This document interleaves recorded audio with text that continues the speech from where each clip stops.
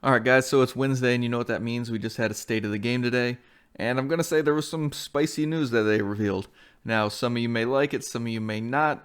But, I'm not going to be clickbait, so let's pretty much just try to jump into it as fast as we can. On the 12th, if you guys actually watched that very long presentation of the reveal of Warlords New York and all that stuff, you may have noticed this image that was shown. Basically, they called it redacted and everything. But if you look at the center, you see those knee pads. Now, I remember thinking like those knee pads look very familiar. I was, obviously digging for information to kind of try to pull from the videos, and I'm like, those knee pads look very familiar. Now, I didn't want to say anything because I didn't really want to be epic slayers here. I mean, I love the guy, but let's just face it. Some of his videos have, especially recently, have just been drivel. It's basically just 20-minute videos on nothing. Right? It's the Seinfeld of YouTube. It's a show about nothing. So I didn't want to do that. I didn't want to freaking make a big scene on, oh my God, Striker's coming back. But guess what? Striker's coming back. Now take that how you will. I couldn't stand Striker. I hated it in PvP. In PvE, it was all right. After they nerfed it a little bit, I think it came in line and it was a little bit better, especially for people who quote unquote aimed. Especially when it was like you weren't losing stacks at all. You didn't require aim. Don't lie to me. Now this Striker is definitely not the exact version that everyone hated or everyone quote unquote called the best for pure gun builds. It's not as strong. All right, first you gain 1 stack per bullet.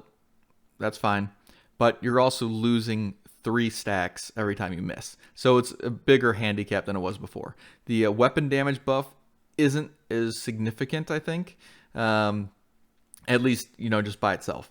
Now if you actually go in the gear set talents, then you can actually increase this stuff. So basically you can get a larger stack and you can reduce the stacks that you lose, but at the same time you're also required basically to have those talents on, so you lose access to other talents because you want to have those on there. Now if you actually equip this gear set and you're using both talents, you have something that's very similar to the original non-classified Striker gear. If you're hoping for like the super classified version where you're gaining healing stacks and all that stuff, well, unfortunately that's not what this is. And let's just face it, I'm happy about that. If this was the true 1.8.1 Striker BS, I would be rather upset. Alright, and moving on from Striker, they've also showed something called the System Corruption Gear Set, which seems to be what they're calling a PvP-oriented set. Now, this one, basically, obviously you can see here, the 2-piece, armor on kill, 3-piece disrupt resistance, and pulse resistance. And then they have the talent, the Hack Step Protocol, which replaces armor kits with an instant infinite use ability on a 20-second cooldown. And that talent basically gives you a 50% bonus armor and hides your nameplate for 5 seconds. So it's kind of like every 20 seconds you can pop off a 50% bonus armor, kind of like temporary armor plate, something like that. Every 20 seconds you just, give yourself more bonus armor, more bonus armor, more bonus armor. Now this is obviously going to stack incredibly well with a high armor build.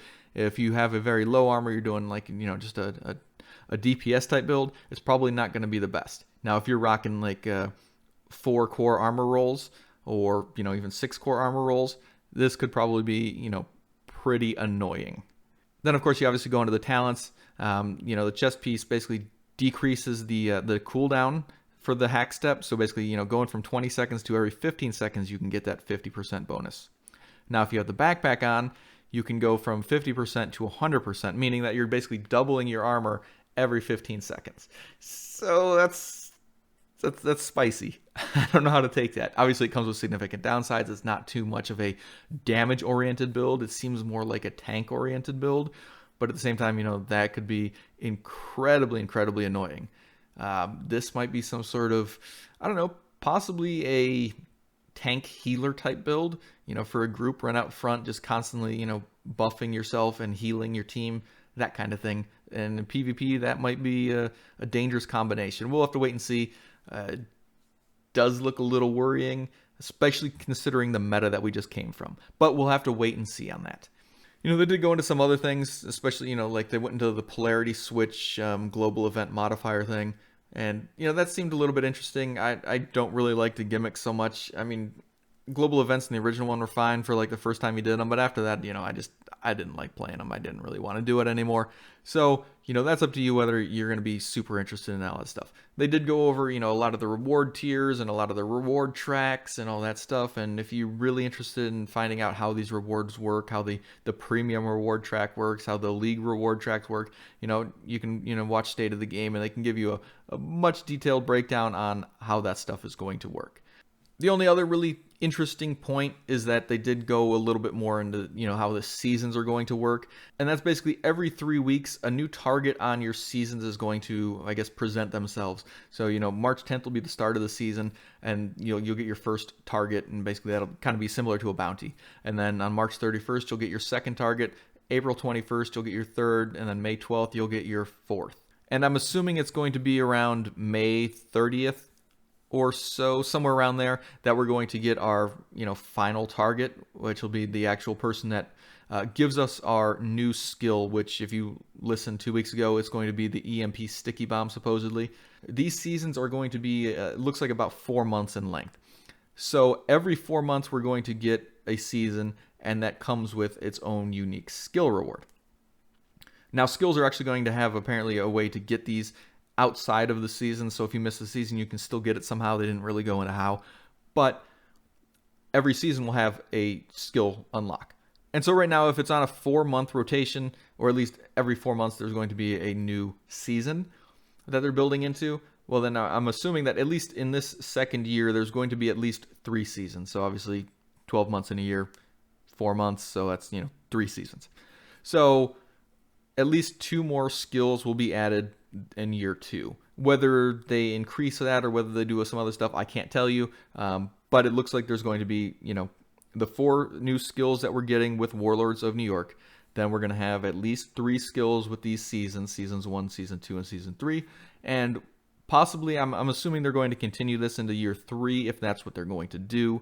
And that would mean probably at least 3 more seasons. So an extra 3 more. So you've got basically a total of 10 new skills by the end of year 3.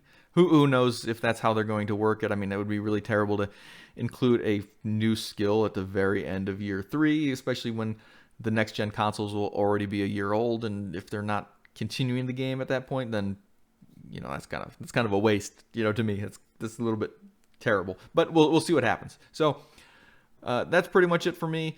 If you need some more information, watch State of the Game. Very good information there on the reward paths and all that stuff.